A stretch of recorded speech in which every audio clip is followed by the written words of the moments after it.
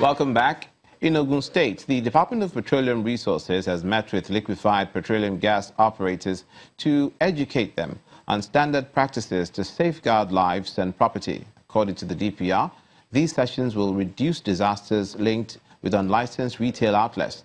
Meanwhile, about 19 liquefied petroleum gas outlets have been sealed and suspects arrested, allegedly for flouting rules and regulations guiding their operations. Incidents such as these, caused by illegal mounting of skids in the country, has become a concern for the Department of Petroleum Resources. 6 lives were reportedly lost in the inferno that ravaged the Adigbe area of Abeokuta, the Ogun State capital, in 2017. Gas plants suspected to be a danger to lives and property are shut, like these 2, and 17 others found not to be adhering to the standards. All the ones we said were operating without our approvals and license to operate. And most of them were sited at the wrong places. Some were sited under high tension wires without following the necessary setback as stipulated by PHCN. Some were sited close to residential building. Some were sited very close proximity to source of ignition. We visited some that they were sited at the entrance of buildings. One was sited adjacent to a bakery. Anytime we go on surveillance and we see such unsafe acts, we normally see such outlet or facility until the safety lapses are addressed.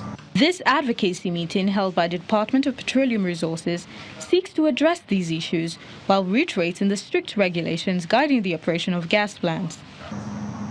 We want to appeal to all LPG plants owners, including retail outlets, that is those selling cooking gas in cylinders, that they should abide by the stipulated standards.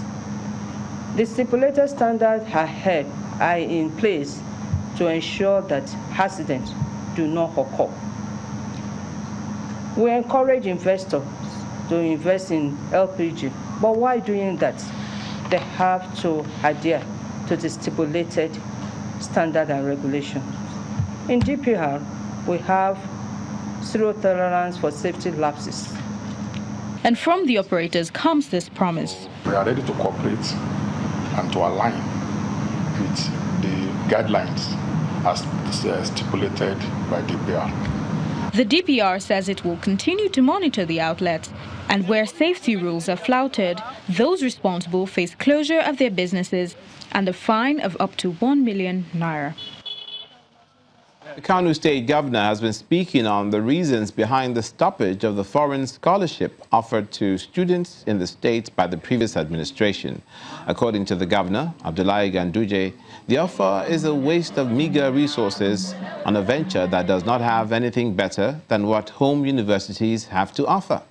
The Governor also denies claims by some members of the New People's Democratic Party who allege marginalization by the ruling All Progressives Congress.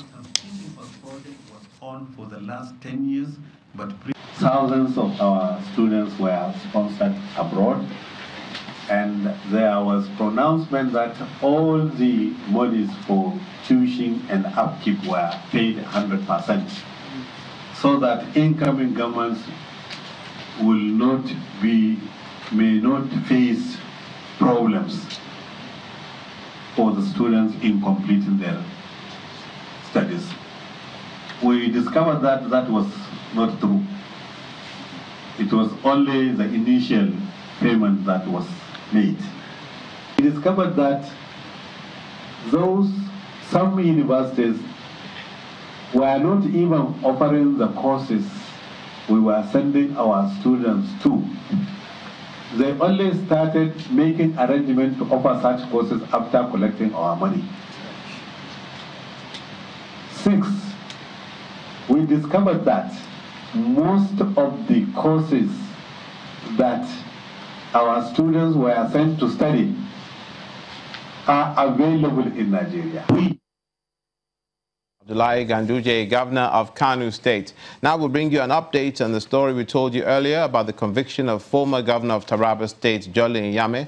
That court has now sentenced him to 14 years in prison without an option of fine over the criminal breach of trust in the case of 1.64 billion naira fraud preferred against him by the EFCC.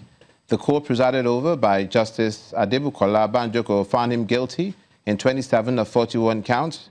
He was governor of Taraba State between 1999 and 2007 and is accused of criminally misappropriating and misapplying that sum of 1.64 billion naira when he governed Taraba State.